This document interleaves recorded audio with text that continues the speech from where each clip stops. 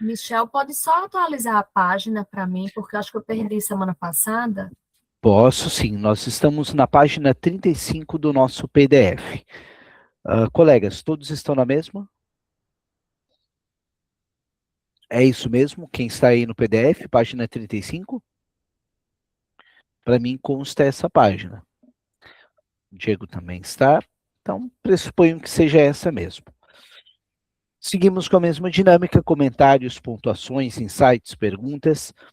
Abre o microfone, ergue mãozinha e a gente vai seguindo, tá? Então, seguimos com o Winnicott.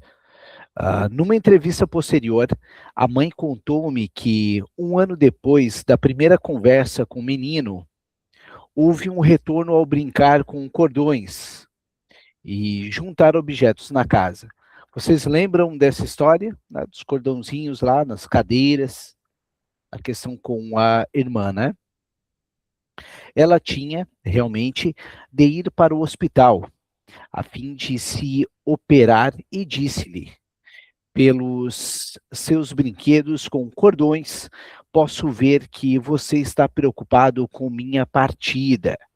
Mas dessa vez ficarei fora só alguns dias e vou fazer uma operação que não é grave. Após essa conversa, a nova fase de brincar com cordões cessou. Mantive-me em contato com essa família e ajudei em diversos pormenores na escolarização do menino e outros assuntos. Recentemente, 4 anos depois da primeira entrevista, o pai comunicou uma nova fase de preocupação com cordões, associada à recente depressão na mãe. Essa fase durou 2 meses, desvanecendo-se quando toda a família saiu em férias e quando, ao mesmo tempo, houve uma melhora na situação do lar. O pai encontrou trabalho depois de um período de desemprego. A par disso, ocorreu uma melhora no estado da mãe. O pai forneceu outro pormenor interessante, pertinente ao tema em estudo. Durante essa fase recente, o menino fizera uma atuação, acted meet, com cordas de algo que o pai sentia que era significativo, por demonstrar quão intimamente todas essas coisas estavam vinculadas à ansiedade mórbida da mãe. Colegas, eu quero ver o que esse acted meet, né? Alguém quer dar uma olhada aí? Vamos ver se é algum conceito específico do Winnicott.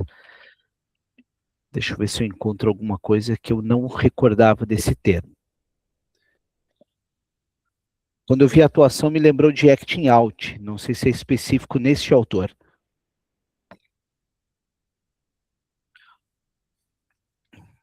Aqui está bem lento. Para vocês, estão me ouvindo bem?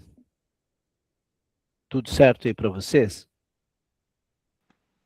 Bom dia, estamos ouvindo.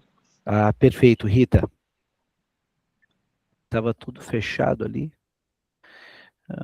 Selfie. Para mim não, é só atuação, mas no idioma inglês mesmo. Não é um conceito específico do autor.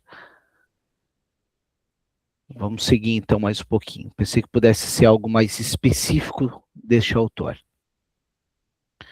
Deixa eu só voltar essa parte aqui para não perder o raciocínio. Voltou para casa certo dia e encontrou o filho pendurado de cabeça para baixo numa corda,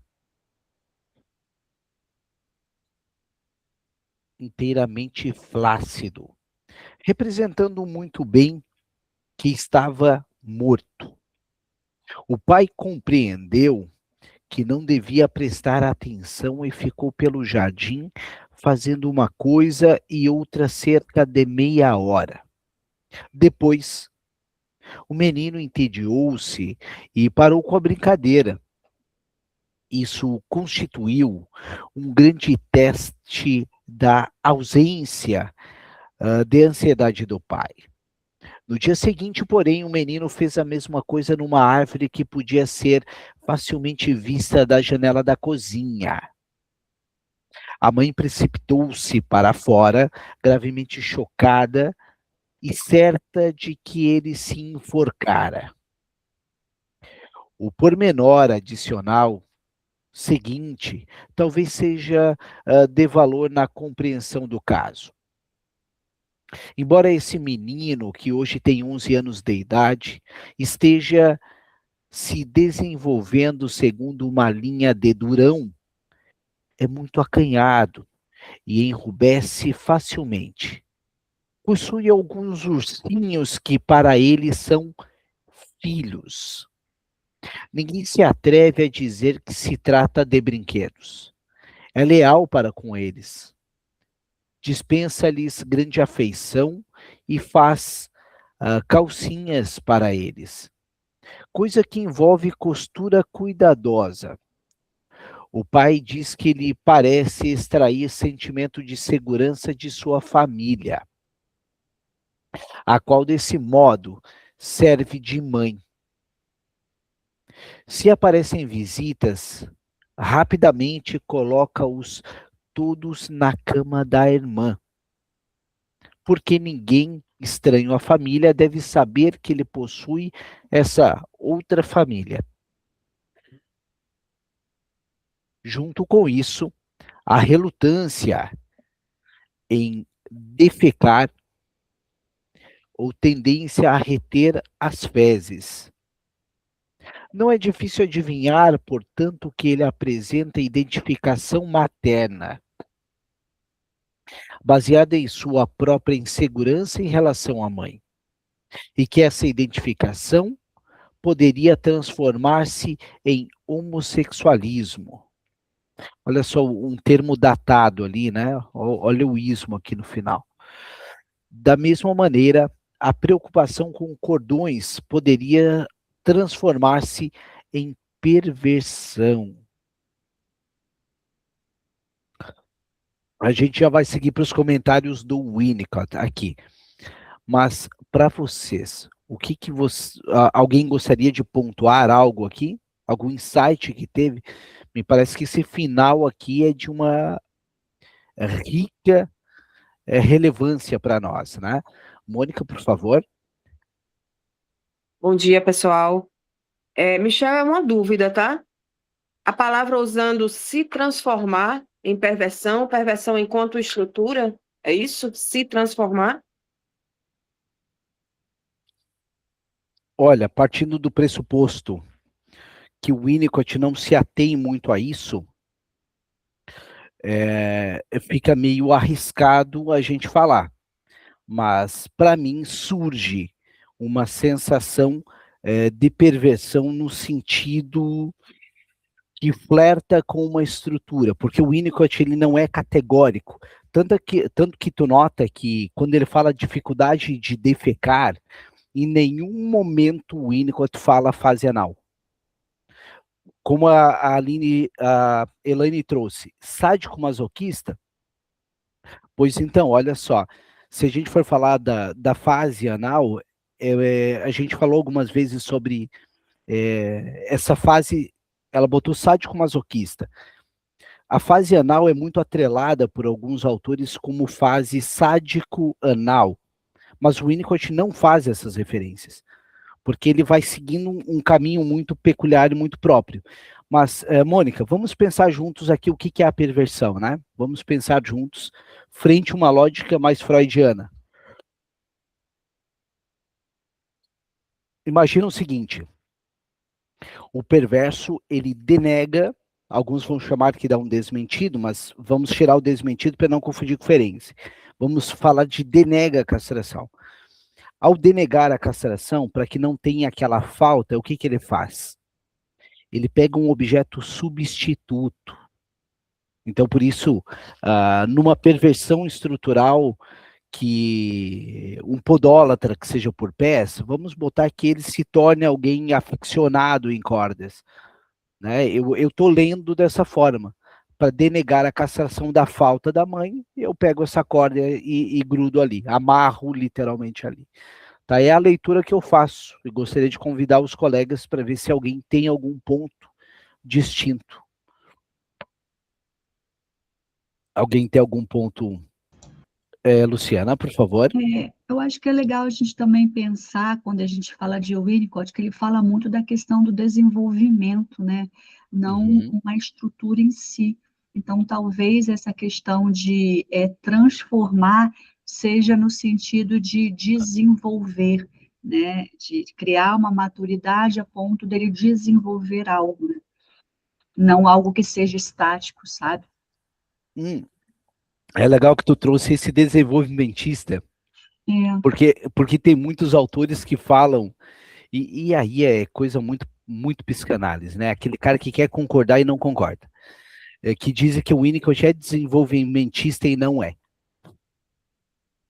Mas haja vista que ele entra na psicanálise pelo Charles Darwin, né? O Winnicott nasce em 1896, mais ou menos na época em que o Freud está entrando para a psicanálise, é o ano que o Winnicott nasce, e o Winnicott ele flerta muito com a origem das espécies. Então, é muito difícil, eu não consigo pensar num autor, o Winnicott, como não sendo desenvolvimentista, né? Mas, enfim, muitos dizem que não, porque ele é avesso à adaptação. Mas, enfim, vamos ver o que o Winnicott nos fala sobre esse trecho anterior aqui. Mas acho que a Luciana pontuou ali também muito relevante. Vamos lá. Elaine, por favor. Michel, bom dia. Eu fiquei com uma dúvida. Quando ele fala que ele poderia estar se identificando com a mãe, na sequência ele traz essa possível conclusão, né, de que futuramente ele poderia desenvolver, como ele disse, o homossexualismo. Uma doença, né? Ele está, obviamente, se baseando num contexto, né? O menino com... Olha, nota que ele não cita de onde que ele tira as fontes. Isso aí é muito Édipo, isso é muito Freud. Ele não cita. Não, tu não vê ele dizendo, olha, assim como Freud no Complexo de Édipo, que é aquele menino que se torna, se identifica com sua figura materna, tem uma predisposição a, sei lá, invertidos, que seja o termo freudiano ali, né? Mas não, ele não cita. O contexto, né, da observação, né, do brincar, do que ele, como ele se relaciona com os brinquedos, como filhos, e como a costura, que é algo, acho que ainda mais na época do universo feminino, né? Então, ele pega esse contexto e faz essa possível conclusão, né? Desculpa. Pode falar, por favor. Não, então, aí isso, ele baseado nisso e na questão das cordas, ele chega a esse possível quadro, né? Não sei se pode falar assim, mas de qualquer forma, eu estou me atendo à questão da identificação que ele fala, né? Isso seria uma identificação com a mãe, ou... Porque ele tem uma questão com a mãe, não é? O autor? Não, o filho, de abandono, de não ter se sentido querido, e ele está se identificando com a mãe ou querendo ser a mãe? Entende a minha dúvida? Eu também fiquei com essa... mais pra frente, não sei. Eu também fiquei com essa sensação, né? A sensação que eu tive é que ele passa a se tornar a mãe para aqueles ursinhos que ele gostaria de ter tido. Sim, talvez ele gostaria de ter sido, né? Tão cuidado quanto ele cuida dos ursinhos. Sim, foi essa sensação que eu particularmente tive enquanto eu estava lendo, né? Afinal, o que o Lacan fala? E eu estou trazendo outro autor para fundamentar o que eu estou defendendo aqui, né? A gente dá, amar é dar o que não se tem a quem não pede. E parto do pressuposto quanto que ele sinaliza essa falta que ele tem, mas as cordas ali, Mônica, podemos conjecturar como cordão umbilical, embora não é sobre isso que o Winnicott fala, ele não cita essa metáfora, mas ele traz a amarração, no sentido de, não, eu não quero que você saia daqui. Eu quero que você fique aqui. Né? Então, é essa a amarração que a gente vai construindo. Mas, pessoal, vamos só lembrar uma coisa que é legal aqui para a gente pensar sobre o autor. A gente não consegue escrever muito, ou normalmente a gente vê o que temos uma predisposição na nossa história. É muito difícil, quase impossível falar de algo que não toca em nós. Lembra que o Winnicott tem um poema Árvore Seca. Quem estava conosco no curso do Inconsciente, um dos colegas colocou lá o poema. O Winnicott tem uma causa muito séria com a mãe dele, inclusive, né? Ele tem essa mãe depressiva, inclusive. Então, talvez seja só coincidência, mas ele justamente trazer esse caso, que essa relação muito forte com a mãe, né? Mas, enfim, como eu particularmente acho que não existe coincidência na psicanálise, acredito que o autor escolhe esse texto também, meio que se resolvendo em alguma coisa ali, né? Mas isso é só uma curiosidade. Elaine, eu particularmente leio dessa forma, né? Deixo aberto a palavra para os colegas que entenderem e verem de uma outra forma. A gente está aqui em 25 pessoas exatamente com esse intuito, para construir um saber, e cada um vai levando para o seu lado, né? Existem 25 formas de pensar esse texto. Parece apropriado fazer o comentário que se segue. Agora a gente vai entender o que o Winnicott pensou. Se é o certo ou errado, é outra história. 1. O cordão pode ser encarado como uma extensão de todas as outras técnicas de comunicação. O cordão reúne, assim como também ajuda a nos embrulhar objetos e no reter material não integrado. Eu não consegui integrar a mamãe, então eu vou fazer uma gambiarra aqui. A esse respeito, o cordão possui um significado simbólico para todos. O exagero de seu uso pode facilmente pertencer aos primórdios de um sentimento de insegurança, ou a ideia de uma falta de comunicação. Nesse caso específico, é possível detectar uma anormalidade que complica insidiosamente o uso que o menino faz do cordão, sendo importante descobrir uma maneira de enunciar a mudança que poderia conduzir à perversão de seu uso. É possível chegar a tal enunciado caso se leve em consideração o fato de que a função do cordão está modificando-se de uma comunicação para negação de separação. Aí a gente pode ler a negação de uma falta, né? A negação de uma castração. Logo, se eu nego, eu teria aí uma perversão, né?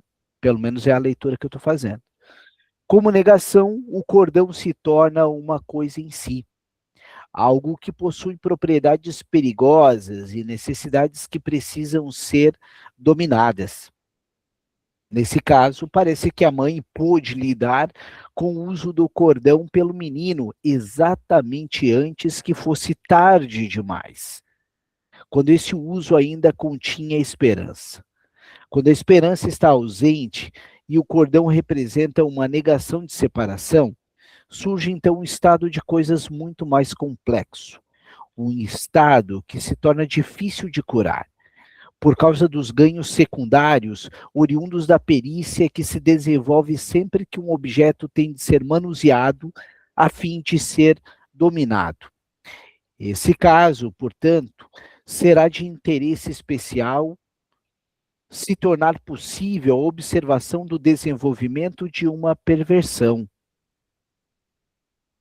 Esse caso, portanto, será de interesse especial se tornar possível a observação do desenvolvimento de uma perversão. Notem que aí ele lança uma hipótese que pode estar sendo vindo à tona. A Patrícia pontuou ali para nós que achou a sacada da mãe dos ursos algo genial. Mas fiquei ainda com uma dúvida sobre esse cordão, pois ele usa em um momento de evidenciar o incômodo. E quando atendido esse incômodo, penso, Patrícia, que quando atendido esse incômodo, nós não teríamos o risco de uma possível perversão. Se caso negligenciado, aí nós teríamos, pelo menos é a forma que eu estou vendo que me parece que ele queira dizer. Diego, por favor. Ô, Michel, tá aparecendo uma coisa que eu li sobre o Winnicott, tá aparecendo um objeto fetiche esse cordão, né? Ele deixa de ser aquele objeto transicional, algo que a criança usa em si, para um apego, não um objeto fetiche, né? Isso que tu pontuou é perfeito, assim, porque esses ismos são os que constituem a perversão. Voyeurismo, fetichismo, masoquismo, sadismo. Não vou nem botar o homossexualismo aqui, porque não tenho fonte para justificar. Mas esses outros que eu estou dizendo, sim. E o fetichismo é exatamente isso. Eu elenco um objeto para tamponar aquela falta, né? Denegar a falta. Patrícia, por favor. Bom dia. Na verdade, quando eu falei na questão do incômodo, eu não tinha terminado. Mas a questão de que ele mostra esse cordão, né? Lá quando ele está sentindo algum incômodo. E aí, quando alguém vem e diz o que é que vai acontecer, no caso a mãe, né, que ia fazer uma cirurgia, enfim. E aí, ok, ele para com essa brincadeira com o cordão por enquanto. E aí, quando ele se vê novamente em uma situação de incômodo, ele utiliza o cordão novamente. Então, quando você fala em amarração, é usado em vários sentidos, mas eu queria basicamente saber o sentido que ele traz esse cordão no momento de incômodo.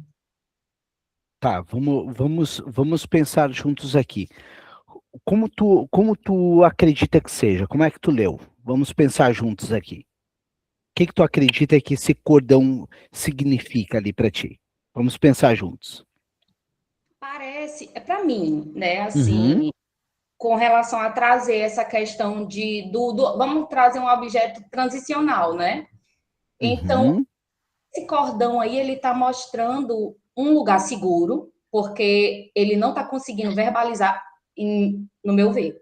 É como se ele não conseguisse verbalizar o que ele está sentindo com relação à ruptura, né, da mãe, esse incômodo da mãe sair de perto dele, né, por algum instante, e não ter esse amparo da mãe, né? E aí, cordão nesse sentido é como se fosse uma comunicação, né? Porque ele usa o cordão também para fazer a brincadeira com o pai, mas aí ele não tira o pai do lugar, né? Ali de incômodo para o pai, mas ele tira a mãe. Então, é como se fosse uma forma dele se comunicar, esse cordão. Essa a minha dúvida. Eu fiquei lendo e fiquei... Tá, Patrícia, legal. Patrícia, tu pontou uma coisa ali que é bem relevante para nós pensarmos. Comunicação, né, que ele usa como uma forma de comunicação. Nota que uma das coisas que ele fala lá em cima é a atuação. Né, como se ele atuasse, talvez, a mensagem a partir desse cordão. Sim. Eu acho que entra aí, tá? Eu acho que entra a questão da atuação. Não conseguindo verbalizar, eu atuo. Ah, entendi. Eu entro para esse lado. Né? E ali o que a Elaine fala, no intuito de se conectar. Eu atuo para passar uma mensagem. Uma coisa importante para a gente pensar, Patrícia, não é o objeto. É o uso que tu faz do objeto, que é o objeto transacional. Entendi. Tá? O objeto é só o nome que se dá. Diego, por favor. Então, ele não está sabendo simbolizar essa traumatização, né, que dá dessa separação, né? Então, ele se apega a esse objeto, né? Uma forma de negar essa separação. Então, por isso, a causa do que a gente estava falando, do objeto fetiche, né? Ele não consegue negar essa separação, ele se apega ao objeto. É exatamente da forma como eu acredito que seja, tá? Eu acho que é por aí que a gente vai indo. Agora eu vou pro 2, tá? Vamos seguir mais um pouquinho. Mas acho que a primeira parte ali ficou bem claro para nós, né? O quanto... Uma coisa muito importante para a clínica. Criança não fala. Né? Essa é a ideia. Ela não fala, ela atua. Então, ao atuar, muitas vezes até mesmo no corpo. Vamos lá. Item 2. Também é possível perceber, a partir desse material, o uso que se pode fazer dos pais. Primeiro, o amor de qualquer criança é a mãe. O Winnicott, essa relação mãe-bebê é fundamental a gente pensar em Winnicott. O pai entra como suporte e é uma figura que entra depois. Deixa eu só ver o que o Thiago colocou. O Thiago botou filho jacaré.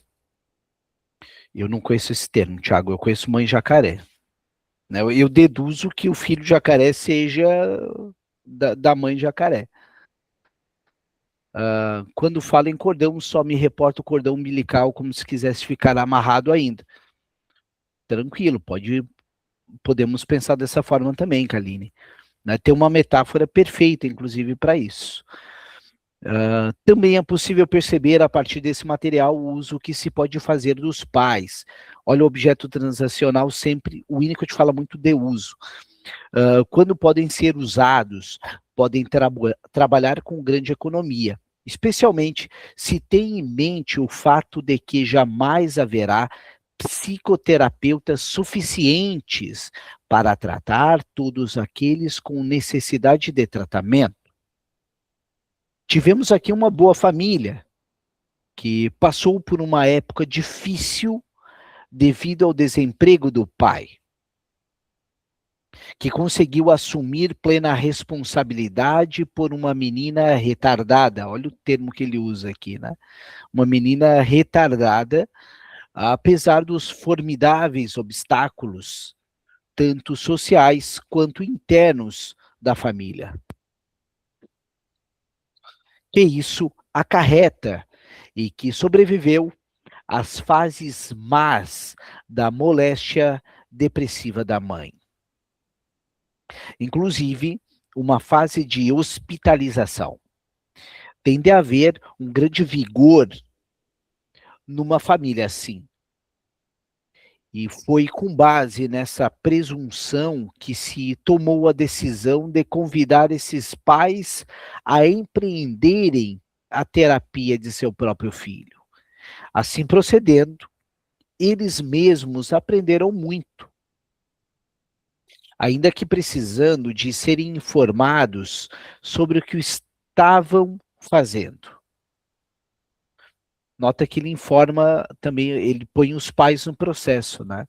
Também precisaram de que seu sucesso fosse apreciado. Os pais precisaram que o sucesso foi apreciado. Olha, para o nosso manejo, para a gente pegar isso como lição. E de que todo o processo fosse verbalizado. O fato de terem assistido ao filho durante uma doença forneceu aos pais confiança quanto à sua própria capacidade de lidar com outras dificuldades que surgem esporadicamente. Acho que é importante a gente pensar aqui, o que o Winnicott está dando de lição para nós. O processo precisa ser verbalizado. E os pais, inclusive, elogiados. Ou seja, não existe atender a criança, existe atender a família.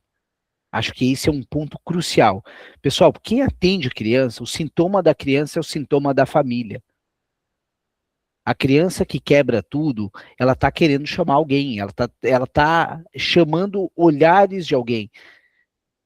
né? Igual o menino fazia ali a questão do cordão para com o pai, que não reverberava, e para com a mãe, até que alguém olhasse ele, né? Notem esse aspecto interessante de se pensar. Alguém gostaria de pontuar algo sobre esse comentário do Winnicott? Alguém, por gentileza?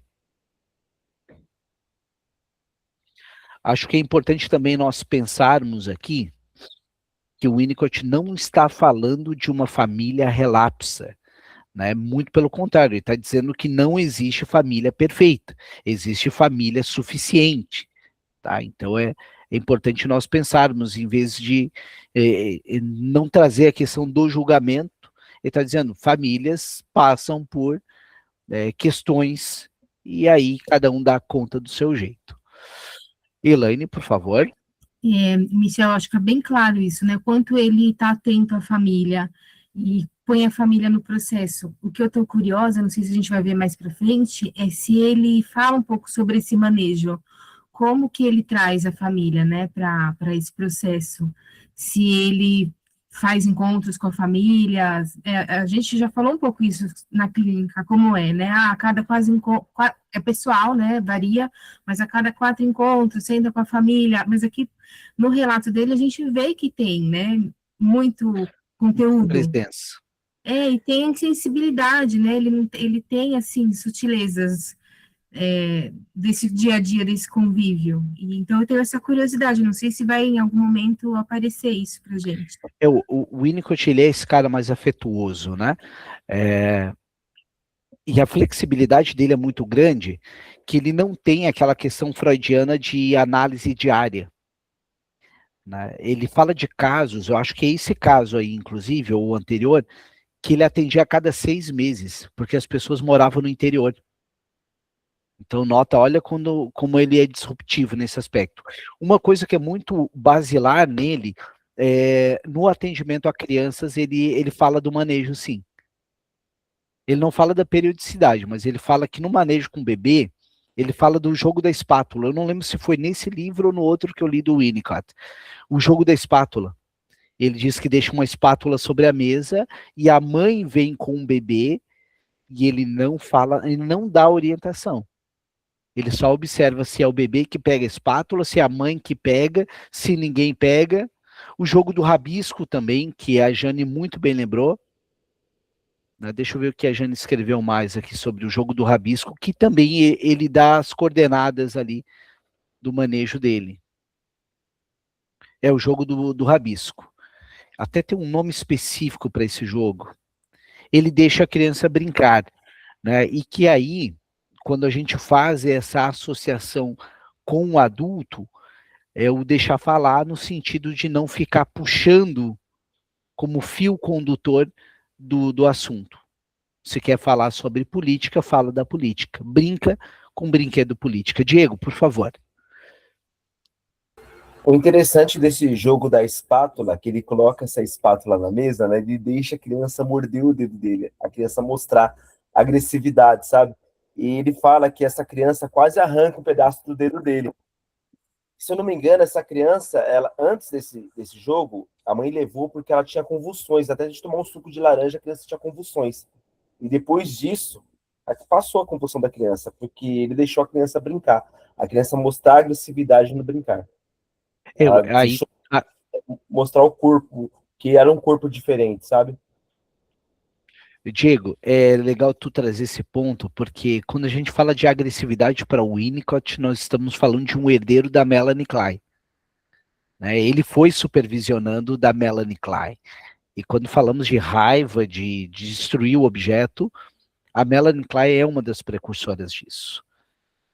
Né? E daí a gente vai ter outros autores, como William Reich, quando fala da fase oral canibal, né, que é aquela história, eu amo tanto essa criança, esse filhinho, eu vou comer o pezinho. Né, essa oralidade antropofágica aí. Mas, enfim, vamos para a nota acrescentada em 1969, o Winnicott ainda estava vivo, ele vem a falecer, se eu não estou equivocado, em 1970 ou 71. Na década que se passou desde que esse relatório foi escrito, vinha a perceber que o menino não podia ser curado de sua doença. A ligação com a moléstia depressiva da mãe continuou, de modo que não se palha evitar que ele retornasse ao lar. Diante deste, poderia ter tido um tratamento pessoal, mas em casa, esse tratamento era impraticável. Em casa, mantinha o padrão que já estabelecera à época da primeira entrevista. Na adolescência, o rapaz desenvolveu novos vícios, especialmente em drogas, e não podia deixar sua casa para receber instrução.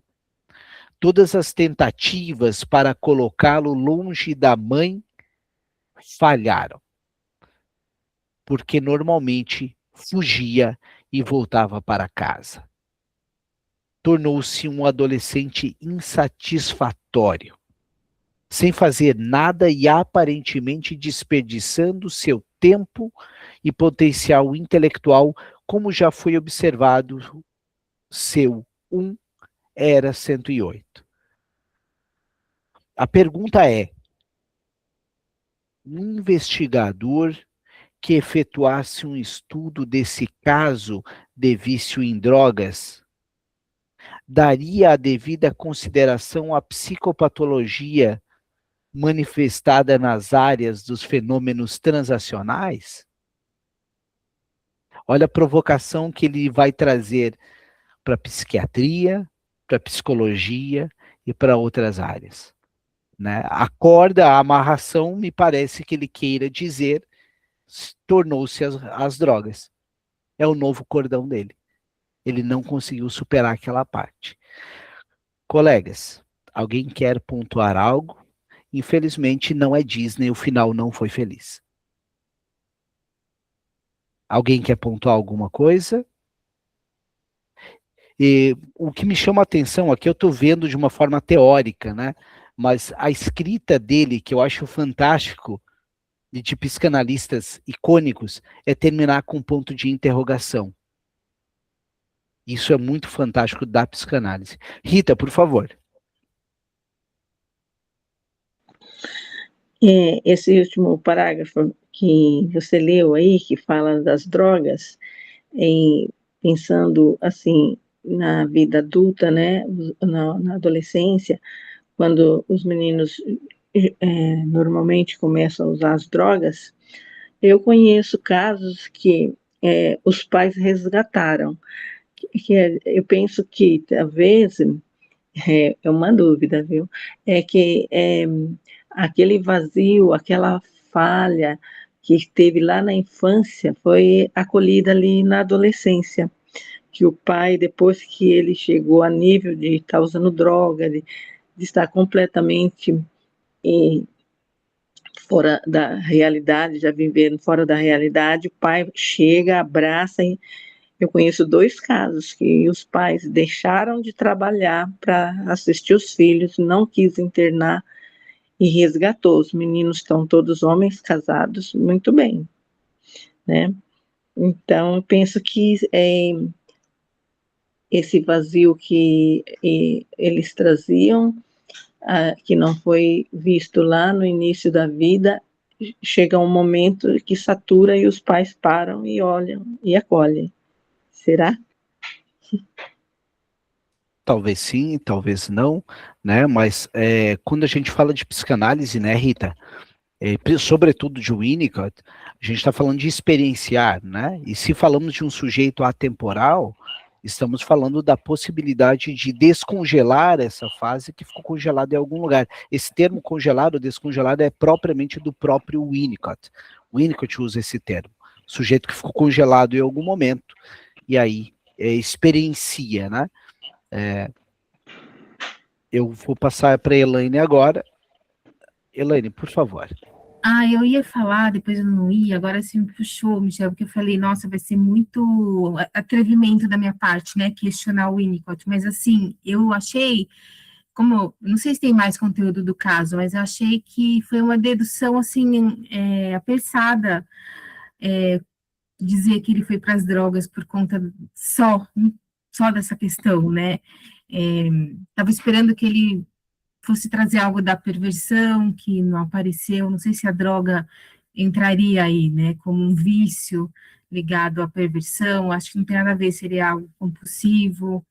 Enfim, eu fiquei um pouco incomodada, como a gente gosta de falar sobre o que a gente sente, né, quando está lendo e interagindo, fiquei um pouco incomodada com a dedução de que a escolha pelas drogas teria sido causada por conta dessa falta. E eu acho que faltou contexto, né? Eu acho que é um caminho. Pode ser que a falta tenha levado ele a essa escolha, mas no mundo do adolescente, eu acho que tem muitas outras questões, né, que envolvem essa escolha. Então, estou aqui, assim, humildemente questionando um pouco essa dedução final dele. Não sei se é o fim do caso agora. Olha, se eventualmente a gente não puder contestar, né, a gente está aqui exatamente para isso, e está tudo certo. Não vejo motivo para não ser contestado, até mesmo porque o autor é o ser humano, então... mas vamos trazer o que a Joana perguntou aqui, e daí a gente amarra com o que tu disseste. As drogas seria fixação na fase oral, no caso da falta da mãe? Pois então, o Winnicott não fala de fase oral, né? Ele não aborda a questão de fase oral. Mas se a gente ler esse mesmo caso por uma ótica freudiana, sim, estamos falando da fase oral. E da fase oral, lembra dos vícios.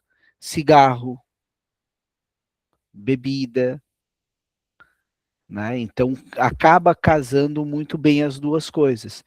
Eu tive uma falta ali e vou suprir através da questão das drogas. Pelo menos eu amarro. Quando a gente fala, né, vamos lembrar aqui no Freud, fase oral, drogas, vícios, álcool, sexo. Fase anal entra mais na questão da compulsão, de compras, de controle, de a retenção, inclusive, né, os esfíncteres, eu controlo ali, solto e pego. Já na fase, dá para pensar o seguinte, Joana, se for para o Freud, a fase oral, ela flerta muito com a questão da histeria.